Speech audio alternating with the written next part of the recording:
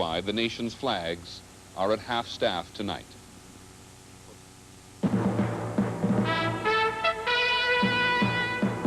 This is an ABC News special.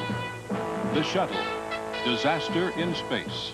Reporting from Washington, here is Peter Jennings. What we're going to try to do in the next hour is to put this national tragedy in some sort of context. The nation has lost 7 explorers. Ever since the manned space program began a quarter of a century ago with people like Alan Shepard and John Glenn, the astronauts, in one way or another, have seemed to belong to the nation. We do not know exactly what happened up there 10 miles above Cape Canaveral this morning, but we will talk to other astronauts about what might have gone wrong. We certainly know what happened here on Earth. The shock and the sorrow has been truly international in scope. And so we'll talk, besides to just plain folks, to politicians, including Senator Jake Garn, who's been on the shuttle, and to James Michener, who so effectively captured the space program in his book. But we're going to begin with those who, to say it again, we have all lost. Here's ABC Stone Phillips.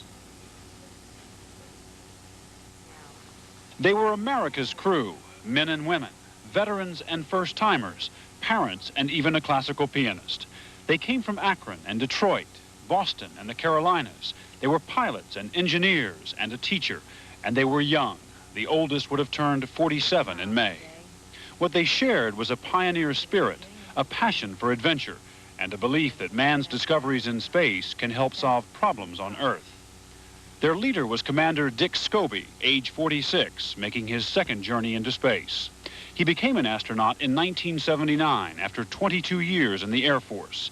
He saw combat duty in Vietnam, won the Flying Cross and Distinguished Air Medal, and later, as a test pilot, logged more than 5,300 hours in dozens of experimental aircraft. Born and raised in Washington State, Scobie is survived by his wife June and 2 children. A few months ago, he returned to his high school to share his enthusiasm for space. He really wanted to interact with the kids. It was okay to talk to the adults, but his whole purpose of coming back was to deal with the kids and maybe give them some sort of a message or a goal. Second in command was pilot Michael Smith, a 40-year-old commander in the U.S. Navy on his first shuttle mission. Like Scobie, he had served as a pilot in Vietnam, been decorated, and gone on to train as a test pilot. He was selected as an astronaut in 1980. He was married and the father of 3, and close to Senator and former astronaut Jake Garn. Well, it's very difficult for me to talk about it because these were my friends. Mike Smith, the pilot, was my mother hen the first month that I trained. They assigned him to me, go to my classes and help brief me. And I don't know of any time that I have been more shocked or more moved than when my first wife was killed in an automobile accident. 39-year-old Ellison Onizuka was Hawaii's first astronaut. His hometown honored him with a traditional parade before he left for astronaut training. Onizuka was also a husband and father, seen here with his 2 girls. Before turning astronaut, he taught at the elite Air Force Test Pilot School in California, and as chief of engineering there, was responsible for all instrumental and flight testing modifications on highly experimental jet aircraft. For Onizuka, a lieutenant colonel in the Air Force, the exploration of space was a way to serve man's more immediate needs. There are a lot of outcomes from these projects which will affect both our society and the rest of the world. 36-year-old Judy Resnick from Akron was on her second mission. Her specialty, electrical engineering, her assignment to operate the shuttle's mechanical arm. On her first mission, she used the device successfully to help remove ice from the outside of the orbiter. It was also on that mission in 1984 when the shuttle Discovery aborted takeoff moments after the engines had been fired. Resnick later expressed confidence in the shuttle's safety systems. After it all happened, we were all very grateful that the safety features do what they're supposed to do on the orbiter, and I think that the system has been designed such that anything that could present a problem will be taken care of by these safety features. When Resnick wasn't flying, she sometimes doubled as a commentator, helping bring to life for television viewers what it was like to take off on board the shuttle. Gregory Jarvis, age 41, was a Hughes aircraft engineer on board Challenger to conduct tests on the effect of weightlessness on liquids carried in tanks. NASA hoped his experiments would provide information for the design of liquid fuel rockets. He was born in Detroit and trained as an Air Force satellite engineer. He was married but had no children. Mission specialist Ronald McNair was doing research on lasers when he was selected to become an astronaut in 1978. Born in Lake City, South Carolina, schooled at MIT, he brought a background in physics to the Shuttle program. This was his second flight. A husband and father, McNair saw space travel as a calling for himself and mankind. So I see it as something that we must do, and I see it as something that's part of man's nature to explore. And finally, the first teacher in space, Krista McAuliffe, chosen from more than 11,000 applicants for what she described as a once-in-a-lifetime opportunity. Well, it was a challenge, and it was something that I always ask my students, you know, to go and seek whatever they feel they can do and reach a little higher. McAuliffe taught social studies in Concord, New Hampshire, and she said she wanted to bring the wonder of space to students all across the country. She'd planned to give lessons on weightlessness and life in outer space that were to be televised to millions of schoolrooms. She's survived by her husband, her 2 children, and all... For the manned space program, the Shuttle program, continues. Challenger today had flown for just a little over a minute. When it left Cape Canaveral after something of a delay, it was a little after 11:30 in the morning. Let us go back now to recall that moment which much of the nation saw live and much of the nation shared in. The initial joy and the subsequent horror. Space shuttle mission, and it has cleared the tower. Now control. Roger, roll, Challenger. As you can see on your screens there, it was 11:39 in the morning Eastern Standard Time after yet another delay, and Challenger's had a number of them, as has had Columbia. But it looked so perfect against the blue Atlantic sky as the rollover came. Engines beginning throttling down now at 94%. And those big additional booster rockets in the main engine rocketed Challenger towards its orbit, 65% shortly. roughly approaching 2,000 miles an hour. Engines at 65%, 3 engines running normally, 3 good fuel cells. There will be a phrase here that we shall all long remember. Listen to mission control, Velocity, tell them what to do. 257 feet per second. Altitude 4.3 nautical miles, downrange distance 3 nautical miles.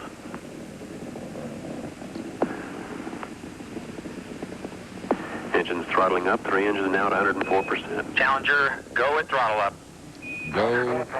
Go with throttle up. And then it happened. 1 minute 15 seconds. Velocity 2,900 feet per second. Altitude 9 nautical miles. Downrange distance 7 nautical miles. And it occurred with such lightning speed as one of the booster rockets flies randomly off into space, and we look at it again in slow motion, that you may have noticed that the control commander, the launch control voice that we've become so familiar with on launches, was simply reading his telemetry, his information coming back, and was not aware, as so many people were when they saw it, even though they didn't understand it in space. Lynn Scher, who covers space for us on a full-time basis. Lynn, can you pick up from your base in California and tell us now what we're seeing? Well, Peter, we've just gotten past, obviously, the critical moment. This is the fireball. This is the catastrophic explosion engulfing the Challenger and the solid rockets. And I think in just a moment, you will see the what we think there on the lower right of your screen appears to be Challenger's nose emerging from that big cloud, then falling into the ocean, our last view of Challenger. We have examined these tapes so many times, Peter, that we think we can at least try to pinpoint the sequence. At the right of your screen now, the solid rocket booster fizzling off into nowhere. Nowhere to go. It is controlled before launch, and it's meant, of course, to be attached to the shuttle and to the tank and to take them into orbit. But with that premature explosion, it has nowhere to go, and it's off into the ocean. And if I'm not mistaken, the next few frames will show us the crazy spinning of the 2 solid rocket boosters forming kind of an awkward Y-shaped as they each go off in kind of a cockeyed direction, obviously not where they're meant to be going at all. It looked to us, when we have screened this tape before, that the first flame appeared in between the external tank and the orbiter. Now that's the plume on the left. That's a little bit of the gas fuel for the fire, just the liquid hydrogen and oxygen burning off. There is where we thought we saw the first sign of flame. Actually, I think it was a little bit before this. Maybe we can go back and find that. In any event, this is the flame that is now going to ride up the external tank in between the tank and the orbiter, both of them extremely thin-skinned on purpose for weight reasons. They're not meant to withstand this kind of explosion, and obviously when that liquid hydrogen and oxygen gets near that kind of heat, boom, it just went in an instant. And no one I have talked to here on Earth believes that it happened in any more time than just an instant. The astronauts, the shuttle, simply did not have a chance. And in other words, to not put too fine a point on it, they didn't know it hit them. Absolutely not. I know that you and everybody were talking very hopefully for a while that perhaps those parachutes indicated they had gotten out. There really does not appear to be any way. That shuttle is simply not designed for that kind of explosion. Now, of course, the problem is what really happened. We can look at the sequence. We can pinpoint where we see the flames. What NASA has to do is figure out why. Peter, we've been talking to a number of people. There are a number of theories, all of them speculation. Let me run down a few of them for you, if I may. One possibility, perhaps one of the three main engines simply let go, causing a problem that way. These engines had flown before, all three of them, one of them on 3 missions, one of them on 4 missions, the other on 4 missions. Perhaps something happened to an engine. Another possibility, perhaps there was a problem in the fuel line connecting the tank to the shuttle Challenger. Maybe something happened there. Another problem, perhaps it was one of the struts, one of the connectors holding that big tank onto the shuttle. Maybe that was the problem. Another possibility, a puncture in the tank. That tank, again, extremely thin-skinned, the orange tank. Maybe there was a hole, maybe there was a leak, who knows. The only other possibility, and I'm sure there are millions more, the only other possibility I've heard discussed was that one of those boosters, one of those white crayon-like structures on the side, those big Roman candles, perhaps went awry before it split off. Our evidence from the footage we've seen does not seem to indicate that. Again, we're not going to know until they do all the analysis. Well, Lynn, those are, again, just some of the theories. Well, I'm just saying, just by suggesting some of the theories, you've opened an endless range of possibilities. One of the people who's been tremendously helpful to us today joins us again now from Houston, Gene Cernan, the former Apollo astronaut, the last man to walk on the moon. Gene, you've seen the same tapes over and over again today. What do they tell you? Well, Peter, you know, we can speculate, I guess, all day long, but it does appear that something, Lynn's ideas are certainly have potential, but it appears to me that whatever it was, it violated the integrity of that tank and allowed the liquid hydrogen and the liquid oxygen in some capacity to mix. And hydrogen is a tremendous explosive, and in this case, we saw the results of what can happen when it's mixed with something like oxygen. Well, Gene, let me offer, if I may, to you another theory, if I could get a look at this model here. Correct me if I'm wrong, but about a year ago, the whole process was lightened up to some extent. And there was some suggestion today, at least by some people, that these struts, and Lynn has alluded to it, these things which basically hold the Challenger on to this enormous gas tank, which is really what it is, may have not been able to stand the stress. Do you buy that theory at all? Well, of course, that's always possible, but you know, the vehicle was designed to go through that area we've talked so much about today called maximum dynamic pressure. That's when, if you will, the speed of the aircraft and the density of the air create the greatest wind on the spacecraft during its ascent. It's designed specifically as for that point being a high stress point, where you get the greatest shaking, the greatest bending of the skins, the greatest flapping of the wings, if you want to go to exaggeration. That's a very critical point. It appears that this either occurred just subsequent to that point. There may have been a rupture as a result of that through fatigue or for some other reason. Gene, there has been the obvious question asked today about an escape mechanism in a space capsule or something on board the shuttle. There was one on Columbia some time ago. Why not on Challenger? Well, you know, the Columbia's first 4 flights, I think the crew, it was only a 2-man crew. They did have ejection seats. It was a test vehicle. If we go in the history of the space program, no other manned spacecraft has been flown for the first time with a man aboard. They were all flown unmanned until we got to the space shuttle. We built ejection seats in so that the crew was able to make some decisions at different points of the missions had they needed to, had they had some inkling of a problem that was forthcoming. We decided when we put 5 and 6 and 7 people on and the shuttle became more operational, proved its capability, its reliability, that not only was there no need for those ejection seats, in a case like this, for instance, they would not have even done any good.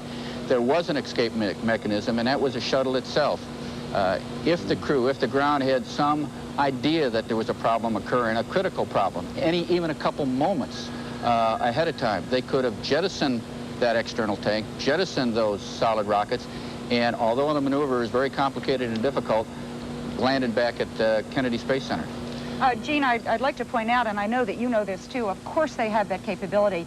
As you well know, nobody really ever wanted to try that. A return to the launch site abort, which is the technical name for it, that emergency landing back at the Cape.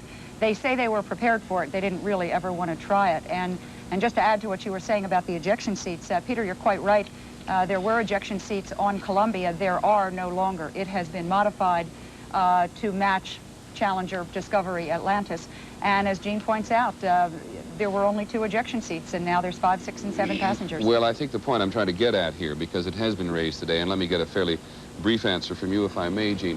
Was this a shortcut because we were putting additional personnel on the shuttle, or is this a reflection of how good NASA felt about the safety of the program in general?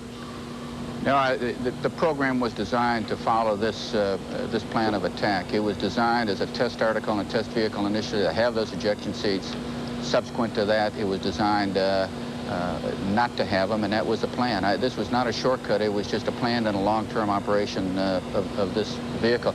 You know, if I might refer to something Lynn said, she's absolutely right. Nobody ever wanted to make that abort and come back to landing site. A very difficult maneuver for the best aviator in the world. But we confronted those things a lot in the past. My last launch was a night launch. If everything failed and we had to abort during the same phase of the mission and we had to get off the launch vehicle, at nighttime I had to use stars to be able to orient the vehicle so that we could head in the right direction and not burn up coming into the atmosphere. That's something I didn't want to do, but it's something we practiced, and I think indeed I knew we could do it if we had to, and I believe that was the same in this particular case in every shuttle flight. Gene, thank you very much for joining us. You've made a wonderful contribution today, and we're very grateful. You helped our understanding a lot. Gene Cernan, last man to set foot on the moon, one of the Apollo astronauts who has become, as we said at the beginning of this program, the nation's astronaut, one of those individuals who has been so touched. One of the things that people have said fairly regularly today is that we've become rather blasé about the success of the manned space program. On the other hand, people have tended to refer on more than one occasion to the way people chivied away at NASA because both Columbia and Challenger have spent additional time on the ground when they were supposed to be launched because of minor and sometimes not so minor problems. There's no question that both Columbia and Challenger's the issue here today, was something of a troubled spacecraft.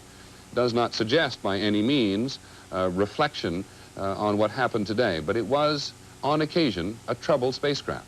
Here's John McWethy. When they built this $1.5 billion spacecraft, they projected that it would be flying for at least a decade, part of a fleet of space shuttles that would be roaring into orbit every few weeks.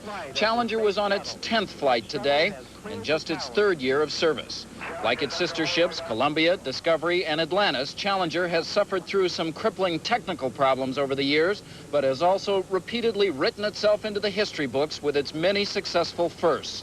It was aboard Challenger that Sally Ride, the first female astronaut, made her maiden voyage into space. Guyan Bluford became the first American black in space. His ship was Challenger. The spacecraft was used for the first space walk from a shuttle in 1983, and a year later it proved for the first time that shuttle could indeed capture a satellite, repair it, and send it back into orbit. But Challenger has also been shadowed by problems. Its first launch in 1983 was delayed for 2.5 months because of an engine leak.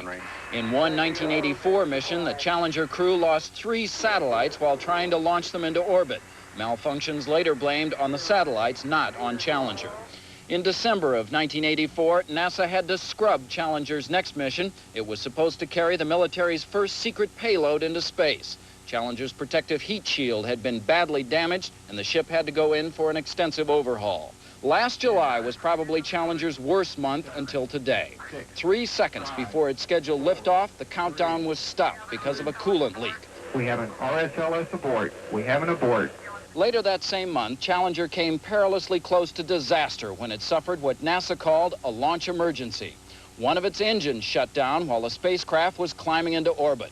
The crew scrambled to jettison excess weight, but they could never get Challenger up to its full orbit. Challenger was supposed to fly 5 missions this year. One of them was to be a secret military payload, taking it into orbit. The military, in fact, has been so concerned about the reliability of Challenger that it has insisted that NASA fly at least 2 military payloads a year the old-fashioned way atop expendable rockets. That was a hedge in case the Challenger and all of the other space shuttles proved that they could not do as promised. Peter? John, thank you very much for joining us. In fact, on the 4 shuttles, there were 15 missions planned for 1986, both in the commercial field and the military field. This was to be a very ambitious year for the space shuttle. And as John McCreffy points out, and as others have pointed out, this is an enormous setback, not only for the commercial competition, but also for the military program, which the United States had been using the shuttle for. In a sense, we'd like to put aside for a moment now the technical dilemmas for today of Challenger in this particular instance and the overall program, and talk about the human dimension, because as those of you all around the country must have felt, and we have been quite stunned, I must tell you, to hear and feel and sense the reaction from all around the world. It came from China, it came from the Soviet Union, Her Majesty the Queen in Britain, the National Parliament in Canada took a minute of silence. There was this quite incredible outpouring of sorrow and shock from around the world for the 7 individuals on board. To talk about them a little this evening, we've invited James Michener, the author, to come onto the program from Austin, Texas, because his book, to a great many Americans, captured the feeling and the sense of the people in the space program. Mr. Michener, thank you for joining us. Talk to us a little bit, if you would, about the people in the space program. I received some criticism in my novel Space because the great effort that I focus on at the end ends in tragedy. It aborts on the moon, the 2 great heroes are left there, and one man is left with a sad job of bringing the ship back home. People said, why did you have to do that? Well, I had to do it because any man with common sense, looking at this great program of which I had been a part for many years, knew that the capacity for what happened today was always there. It could always have happened.